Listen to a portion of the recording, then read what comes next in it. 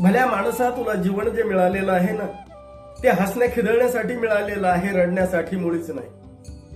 म्हणून तू ना अगदी मनसोक्त मौज मजा कर, अगदी मनापासून जग.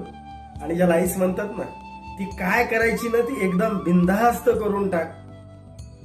पण हे करत असताना अट मात्र एकच आहे बरं का, की आयुष करत असताना तुझ्या आयुष्याचा एक क्षण कमी होणार नाही याची काळजी तू घेणार आहेस.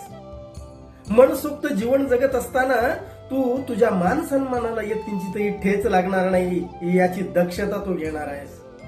आणि तू जी मौज मजा करतोस ना, ती मौज मजा करताना तुझ्या कीर्तीचं अपकीर्तीमध्ये रूपांतरण होणार नाही याची काळजी घे. आणि काय बिनधास्त मनसोक्त जगायचंय, काय आयुष करायची ते कर, ईश्वर तुझ्या पाठीशी आहे.